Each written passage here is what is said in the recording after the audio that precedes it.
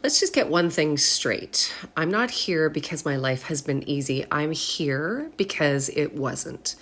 My name is Kathy Dawson, and if there's one thing that I know for sure, it's this: that people spend far too much time of their lives shrinking. Yes, my focus has always been on helping women because that is where my lived experience, my mission, and my heart have always been strongest. But let me be clear. These conversations are not just for women. Men carry pain as well. Men carry conditioning. Men carry struggle with self-worth, with toxic patterns, survival mode, confidence, trauma, and the pressure of performing for love and acceptance too. Healing is human. Pain is human. Growth is human. So while I speak from the lens of a woman who has survived, these conversations will absolutely resonate with men as well. Because this is not about gender. This is about truth. And before I go any further, I want to say something important, that I'm not sharing my story for sympathy. I do not need pity. I am stronger now than I ever have been in my entire life. And I have more courage than I ever thought possible for myself. That I'm sharing my story for one reason only. And if you've been following me, I'm sure that you can guess. It's hope. Because if you're sitting in pain right now, if you feel trapped, if you feel unseen, if you feel like you have lost yourself, I need you to know that there is a way out. There is a way to heal. There is a way to rebuild. There is a way to become your strongest, safest, and most powerful self. And I know this because I've lived it. And yes, stories, they carry all different levels of pain. Some wounds are louder. Some battles are quieter. But pain is pain, and healing is healing. What matters is this: that you do not let your pain become your identity. You need to use it as power, as fuel, as proof that you have survived. Because your story is not supposed to keep you stuck. It's supposed to move you forward. And the truth, that truth changed my life.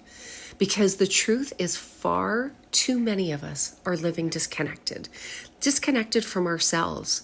We're shrinking to keep the peace, shrinking to be loved, shrinking to survive. And I did that for years, actually decades. And when I look back at my life, I'm grateful for all the lessons, but I would be lying if I said it wasn't incredibly heavy. It was traumatic. It was painful.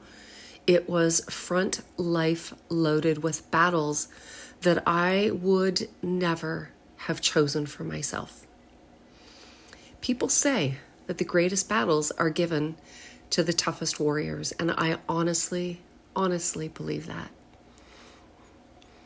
I believe my life was front loaded with trauma for a reason, not to destroy me, to prepare me, to give me depth, wisdom, and the lived experience to stand here right now with a platform like this, with YouTube, with the Sexy Starter Kit, and to help others find their way back to themselves. Because pain without purpose, it can feel like punishment, but pain with purpose becomes very powerful. And that changed everything for me. I've lived through abusive relationships, not just one, more than once. 4 decades of abuse in my first marriage. 40 years of conditioning, 40 years of learning love meant sacrifice, silence, performance, and survival. I learned very early that being loved often felt conditional. And in that first marriage, I was valued for how I looked. And that's the simplest way that I can explain why my image became so extreme, so polished, so over the top. I learned that beauty was currency, that being desirable created safety, that if I was the prettiest, the sexiest, the most unforgettable woman in the room, that I would be loved. I became the performance, the best toy on the shelf, the circus monkey always performing, the woman who had to be exceptional to feel chosen. And when you live like that long enough, you stop asking who you are and start asking, how well can you perform? I know what it feels like to overgive, to overlove, to overexplain, to overstay.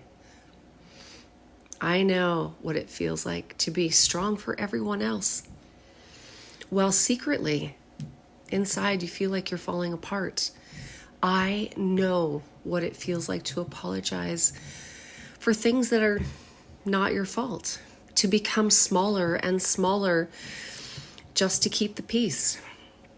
And when that marriage ended, I thought freedom meant healing. I thought surviving meant healed. I had rebuilt. I had written the Iron Goddess code. I had turned pain into purpose. And honestly, I thought that I was done. But healing, it doesn't happen just because you leave. And 2 years later, I found myself in another marriage. Different man, different face, same patterns. Different mask, same lessons. And this time, I wasn't valued for how I looked. I was valued for what I could give. Money, my support, my energy, my loyalty, my overgiving. The more I gave, the more I believed I was loved, or at least that was what I had hoped for. And that was the moment that I had to get brutally honest with myself, because people raised in chaos often mistake chaos for chemistry. If love was inconsistent growing up, peace can feel boring. If affection came with fear, anxiety can feel like passion. If you were conditioned to perform for love, you keep chasing people who make you prove your worth. That isn't weakness. That's wiring. That's conditioning. Your nervous system, it's built for what's familiar to you, not happiness. It will choose what feels familiar before it chooses what is healthy. That's why so many strong people stay way too long. Not because they're weak, because survival patterns are powerful.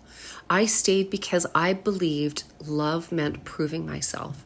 I believed if I loved harder, gave more, fixed more, stayed longer, eventually I would be chosen properly. But let me save you years of your life with this truth. You cannot love someone into loving you correctly. You cannot heal by bleeding for people who keep cutting you. At some point, you have to stop asking, why wasn't I enough? And you have to start asking, why did I believe I had to be less to be loved? And that question changes everything. Because abusive relationships don't just damage your heart. They damage your identity. They damage your body. Emotions that we do not heal from do not just disappear. They live inside your body. And science proves that chronic stress and emotional suppression keep your nervous system stuck in survival mode. High cortisol, inflammation, poor sleep, anxiety, digestive issues, elevated heart rate, exhaustion. Your body keeps score. And I know this because I lived this. In both marriages, I had exactly the same physical symptoms showing up for me. Extreme inflammation, a resting heart rate over 75, which is completely absurd for someone as active and as physically healthy as I am. My body was screaming what my mind was trying to minimize. And this was not random. This was survival. If you ignore your emotions, if you silence your intuition, if you keep forcing yourself to stay where your body feels unsafe, you will eventually see it reflected in your physical health. Your body always tells the truth. And when I finally removed myself from toxic relationships, I could feel it, not just emotionally, but biologically. Less inflammation, more clarity, more peace, more me. That's when I realized confidence isn't cosmetic, it's chemical. Sexy isn't about youth, it's about safety in your body. It's peace, presence, power. And that realization changed everything for me. It became the reason that I started helping people differently. Not just fitness, not just appearance, not just surface level confidence. Real confidence, the kind that comes from nervous system safety, boundaries, self-worth, and truth. And that is where the Sexy Starter Kit was born. Not as a course, not as another checklist for women to follow, but as a reminder the power was never missing. It was just buried under conditioning, under trauma, under overgiving, under years of shrinking to survive. And my mission became simple: help people remember, help them to come back to themselves, because people don't need more information. They need transformation. They need permission to stop abandoning themselves. And that's what this podcast is. Too Sexy to Shrink is about being proactive. It's about being honest. It's for the person who knows they were made for more but keeps finding themselves in the same patterns. It's for the person who looks successful on the outside but feels disconnected on the inside. And it's for the person who is tired of being chosen last in their own life.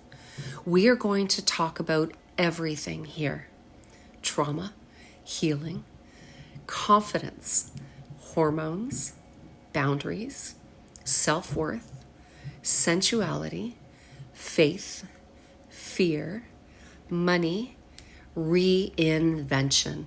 And after a few episodes, I'll also be going to take this live on both TikTok and Instagram, because I don't want to be just sitting here talking at you. I want conversation. I want real stories. I want people to participate, to ask questions, and to share what they've survived too, because healing happens in honesty. And sometimes the most powerful thing that you can hear is "me too." You are not alone in this. And most importantly, this is about coming home to yourself. Because let me tell you something. You were never too much. You were just surrounded by people who benefited from you being less. And if that hit you in the chest, good, because truth should. You are allowed to change. You are allowed to outgrow people, and you are allowed to stop over-explaining. You're allowed to become the person they said that you would never be. Actually, you're required to. You do not need permission to become powerful. You just need the courage to stop shrinking. And that is where we begin. Welcome to Too Sexy to Shrink.